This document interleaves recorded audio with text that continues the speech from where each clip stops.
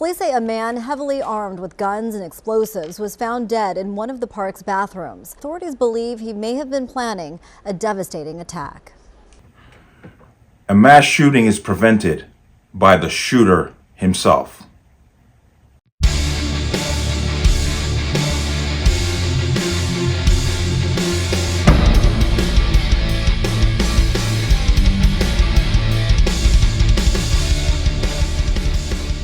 Welcome to another installment of the Connecticut Gun Bench. Today's video is brought to you by P.A.N. Firearms, LLC. P.A.N. Firearms for NRA certification and multifaceted gun training. You can reach us at 203-300-6343 or use our website at www.panfirearmsllc.com. As always, there'll be a link in the description box below. And if you like my channel, like my content and what I do here, you can support me with the link. Everything is appreciated. But let's talk about this. Now, this is out of Colorado, and layman's terms is a late breaking story because this happened in October, which is kind of surprising because I'm pretty sure if the narrative went in a different direction and this person had carried out the actions that they were intending to do, we'd be hearing about it nonstop.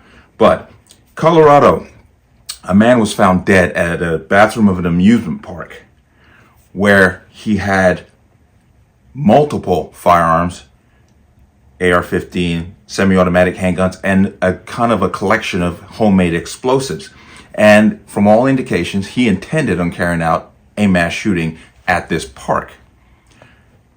From all understanding, he had a change of heart and he killed himself. Self-inflicted gunshot wound. I'm pretty sure the anti-gun crowd is upset about that because then they can't tally that to their mass shooting total and then demand gun control. But I'm going to come into here. Heavily armed man with guns, ammo, and explosives found dead inside popular Colorado amusement park. Suspect was armed with an AR-style rifle, semi-automatic handgun, multiple magazines with ammunition and explosives. A heavily armed man who appeared to be planning to shoot up a mountaintop amusement park at Glenwood Caverns Venture Park in Colorado killed himself before carrying out his plan, according to authorities. The Garfield County Sheriff's Office said park officials found a 20-year-old man dead inside the park on Saturday morning before opening to the public. So he's in there before the place opened. That's kind of interesting. Authorities said the man apparently broke into the park while it was closed, adding he was armed with an AR-style rifle, a handgun, and explosives. The man was also wearing tactical clothing and body armor. Sheriff Lou Valerio said a message was found written on the wall of the women's bathroom where the man was found, which read, "I am not a killer. I just want to get into the caves." The sheriff could not verify whether the man who was found dead wrote the message. Investigators searched the man's vehicle and reportedly found explosive devices, though when the rest of the park was searched, no other explosives were found. While this investigation is still ongoing and very active, it is important to realize that given the amount of weaponry, ammunition, and explosive devices found, the suspect could have implemented an attack of devastating proportions upon our community and first responders, Garfield County Sheriff's Office spokesperson Walt Stowe said. The Sheriff's Office said the man was local to the area. He was also found to be in possession of extra loaded magazines for each of the two weapons when he was found dead. Stowe said the man had patches and emblems on his clothing, making it appear that he was a member of law enforcement. According to reports from the Glenwood Springs Post-Independent, Stowe said the man's death was being investigated as a possible suicide. Okay. Let's go ahead and come out of that. Now, this man obviously had a change of heart, possibly. Don't know for sure, because he is dead, and we have no information about him, on him at this time. This is October 30th, this story was posted. We know nothing about this person, and it seems to me that this story is not going to get any traction whatsoever, which is kind of bizarre. Because if he had carried out his act and actually killed a number of people, we would be hearing about it nonstop.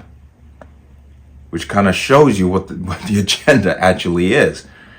Now, I also have another question that always comes to my mind, especially when it comes to these people who are younger. This guy's 20 years old, yet somehow he lived, information that I have, he lived with his mother and his brother in the area.